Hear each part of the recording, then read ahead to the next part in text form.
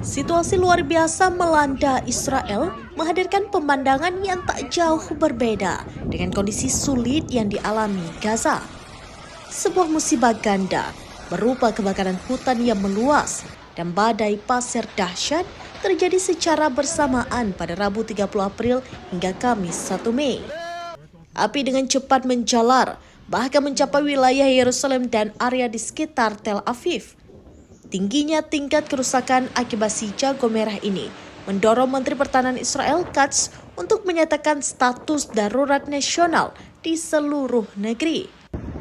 Berdasarkan berbagai dokumentasi visual, kobaran api tampak melahap area hutan yang luas di Israel.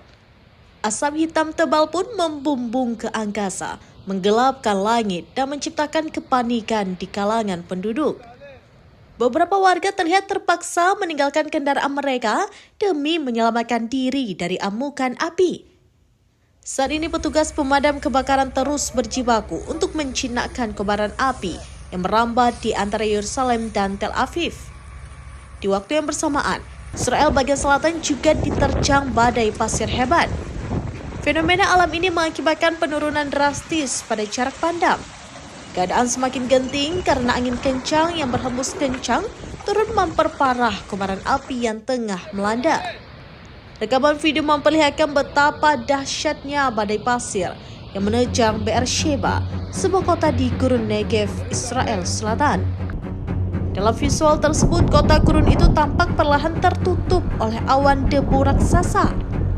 Saluran 12 bahkan menayangkan video yang memperlihatkan upaya keras para tentara menutup gerbang sebuah pangkalan militer saat badai pasir menerjang kawasan tersebut.